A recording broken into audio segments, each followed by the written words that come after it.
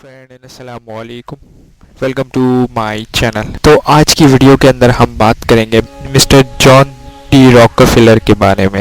ये एक case study video है जिसके अंदर हम समझेंगे कि मिस्टर जॉन डी रॉकफेलर एक गरीब घराने में पैदा हुए थे और वो किस तरीके से दुनिया के अमीर तरीन आदमी बन गए। जॉन के वालिद जो है वो लोगों को फंसाने का बिजनेस करते थे। वो लोगों को कई बार अनक्यूरेबल डिजीजेस जैसे कि कैंसर की जाली दवाइयाँ बेचा करते थे। क्योंकि वो लोगों को फंसाने का काम करते थे तो वो उनको एक सिटी से दूसरी सिटी जाना पड़ता, जिसकी वजह से वो ना घर पे रहते थे और ना ही फैमिली को सपोर्ट करते थे।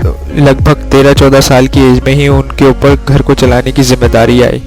13-14 साल की एज से ही उन्होंने कैंडीज और चॉकलेट बेचना शुरू किया और वहाँ से जो भी पैसा आता था उससे वो अपनी फैमिली चलाते थे। फिर 1853 के अंदर जॉन की फैमिली न्यूयॉर्क से क्लीवलैंड शिफ्ट हो गई और वहीं पे उन्होंने अपनी स्कूलिंग कंप्लीट की। जॉन ने जैसे ही स्कूल कंप्लीट किया उसके बाद उन्होंने 2 महीने का बुक कीपिंग का कोर्स किया, क्योंकि उनके घर की कंडीशन ऐसी नहीं थी कि वो स्कूल के बाद पढ़ाई अपनी जारी रखते। तो उन्होंने बुक कीपिंग का कोर्स करने के फ़ौरन बाद ही जॉब ढूंढना शुरू की।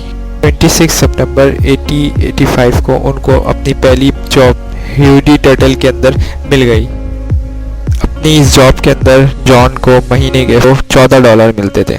2 साल जॉब करने के बाद जॉन और उनके पार्टनर ने मिलकर एक अपनी सेविंग्स से एक कंपनी शुरू की और साथ ही उन्होंने बैंक से भी कर्ज उठाया। उनकी ये कंपनी अनाज खरीदने और बेचने का काम करती थी। फिर जल्दी 1857 में यूएस के अंदर रिसेशन आ गया। जॉन ने अपनी कंपनी को रिसेशन के दौरान भी अच्छा चलाया और उनकी कंपनी दिन दुगनी रात चौगुनी तरक्की करती रही रिसेशन के दौरान भी। जल्दी उन्हें पता चला कि पेंसिल्वेनिया के पास ऑयल एक्सट्रैक्शन का काम शुरू हो रहा है और उन्होंने ऑयल इंडस्ट्री को स्टडी करना शुरू किया और इस अपॉर्चुनिटी से फ़ायदा उठाने का सोचा। जब वो स्टडी कंप्लीट कर चुके तो उन्होंने ऑयल इंडस्ट्री में एंटर करने का फ़ैसला कर लिया और उनका ऑयल इंडस्ट्री में एंट्री ना सिर्फ जॉन के लिए टर्निंग पॉइंट रहा बल्कि पूरे अमेरिका के लिए भी टर्निंग पॉइंट साबित हुआ। जॉन के सामने एक सिंपल बिजनेस था, ऑयल एक्सट्रैक्ट किया जाए, लेकिन ऑयल एक्सट्रैक्शन के अंदर एक मसला ये रहता है कि कभी ड्रिल करने पे ऑयल निकलता है तो कभी ऑयल नहीं निकलता। तो जॉन वो बिज़नेस नहीं करना चाहते थे जिसके अंदर लक फैक्टर भी शामिल हो, तो इसलिए उन्होंने ऑयल ड्रिलिंग के बजाय ऑयल रिफाइनरी का बिज़नेस करने का सोचा।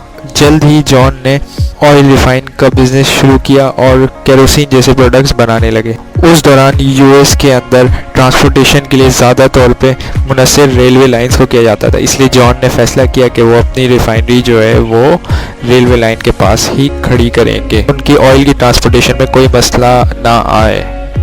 जॉन की एक आदत थी कि वो हर प्रोसेस को सीखने की कोशिश करते और उसके अंदर बेहतरी लाने का सोचते। ऑयल रिफाइन करते वक्त काफ़ी सारा ऑयल वेस्ट हो जाता है, तो उन्होंने अपनी R&D टीम बिठाई। उसका काम ये था कि इस वेस्ट से हम क्या नए प्रोडक्ट्स बना सकते हैं।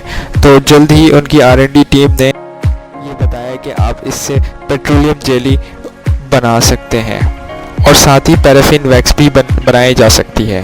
तो इस तरह वो अपने वेस्ट प्रोडक्ट को भी जॉन मोनेटाइज कर पाए। उन्होंने सोचा कि अगर उन्हें जल्दी से आगे बढ़ना है तो उन्हें कम्पिटिटिव एडवांटेज ज़रूर लेना पड़ेगा ताकि उन्हें कोई बीट ना कर पाए।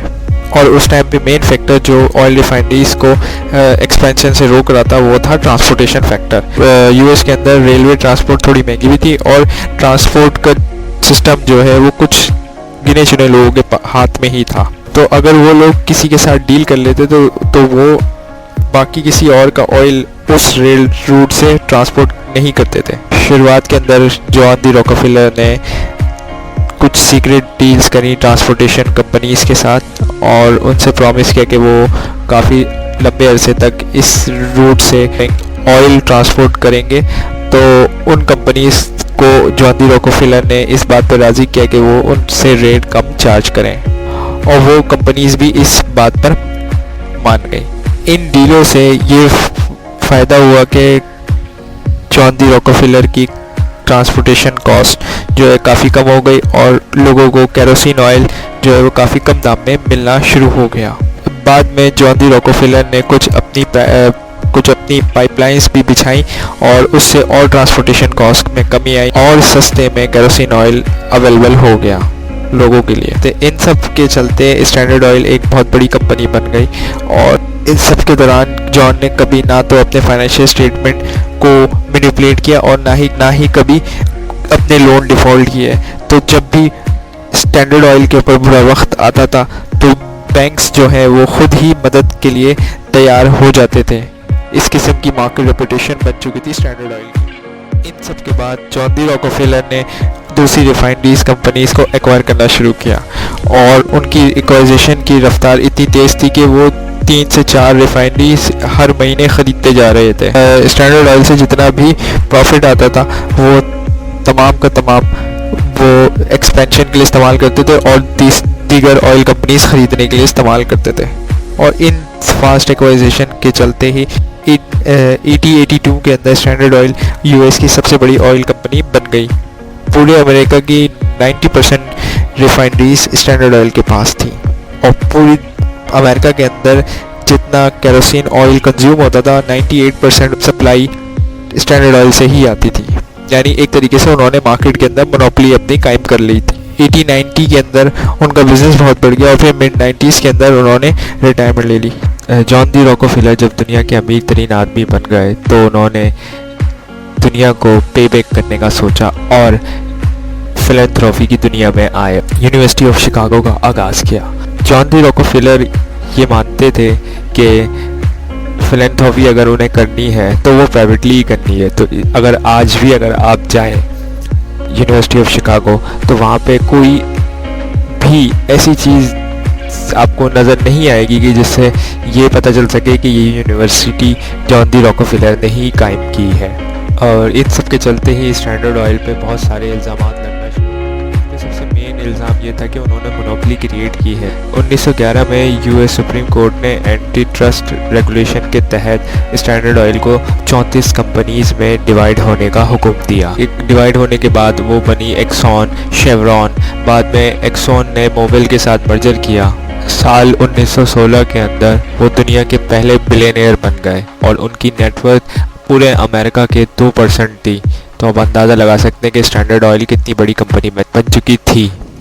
तो ये केस स्टडी और स्टोरी थी जॉन डी रॉकफेलर की, जो अपने दौर के ना सिर्फ सबसे रिचेस्ट पर्सन थे बल्कि सबसे पावरफुल लोगों में भी जाने जाते थे। ज़रूर इस केस स्टडी को अपने दोस्तों के साथ शेयर करें, वीडियो को लाइक करें, चैनल को सब्सक्राइब करें and thank you for watching this video.